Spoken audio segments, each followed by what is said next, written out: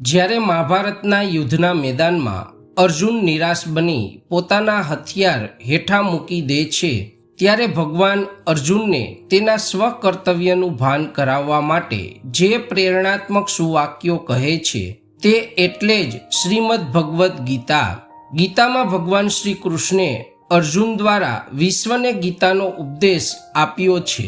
શ્રી કૃષ્ણનો ઉપદેશ સાંભળીને અર્જુનને પોતાના ધર્મ અને કર્તવ્યનું સાચું ભાન થાય છે અને તે યુદ્ધ લડવા તૈયાર થાય છે. કહેવાય છે કે જીવનની દરેક સમસ્યાનો ઉકેલ ગીતામાંથી મળે છે.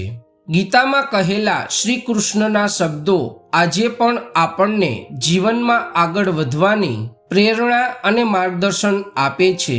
આ વિડીયોમાં બતાવેલી ગીતાની 5 વાતોને જે માણસ પોતાના જીવનમાં અનુસરે છે તેને દરેક કાર્યમાં ચોક્કસપણે સફળતા પ્રાપ્ત થાય છે. તો આવો જાણીએ તે વાતોને. નંબર 1, ફળની ઈચ્છા છોડીને કાર્ય પર ધ્યાન આપવું. ગીતામાં ભગવાને કહ્યું છે કે માણસે કામના પરિણામની ચિંતા છોડીને પોતાના કામમાં ધ્યાન આપવું જોઈએ. માણસ જે પણ કામ કરે છે તેનું ફળ સમય આવીએ તેને મળશે જ. ઘણીવાર કીધેલા કર્મનું તરત ફળ મળે નહીં તો માણસ હતાશ થઈ જાય છે અને પોતાનું લક્ષ્ય ચૂકી જાય છે. તેથી હંમેશા ઈશ્વર પર ભરોસો રાખી કામ કરતા રહેવું. નંબર 2, પોતાનું સ્વમૂલ્યાંકન કરવું. શ્રી કૃષ્ણના મતે આપણને આપણા કરતાં વધુ સારી રીતે કોઈ જાણી શકતું નથી. તેથી પોતાનું સ્વયંનું મૂલ્યાંકન કરવું ખૂબ જ જરૂરી છે. ગીતામાં કહેવાયું છે કે જે વ્યક્તિ પોતાના ગુણો અને ખામીઓને જાણી લે છે તે પોતાના વ્યક્તિત્વનું નિર્માણ કરીને દરેક કાર્યમાં ધારેલી સફળતા મેળવી શકે છે. નંબર 3, મન પર નિયંત્રણ. આપણું મન જ આપણા દુઃખોનું કારણ છે.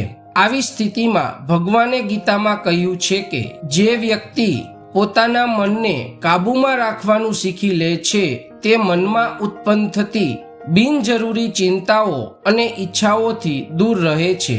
મનને યોગ્ય રીતે કેળવીને જ લક્ષ્ય સરળતાથી પ્રાપ્ત કરી શકાય છે.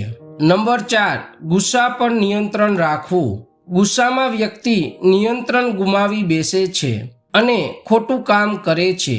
ક્યારેક ગુસ્સો કરનાર વ્યક્તિ સ્વયંને મોટું નુકસાન પહોંચાડે છે. ગીતામાં શ્રી કૃષ્ણે કહ્યું છે કે ક્રોધને ક્યારેય પોતાના પર હાવી થવા દેવો જોઈએ નહીં. જો તમને ખૂબ ગુસ્સો આવે છે તો તમારી જાતને શાંત રાખતા શીખવું પડશે. નંબર 5, શંકા રહિત સ્પષ્ટ દ્રષ્ટિ.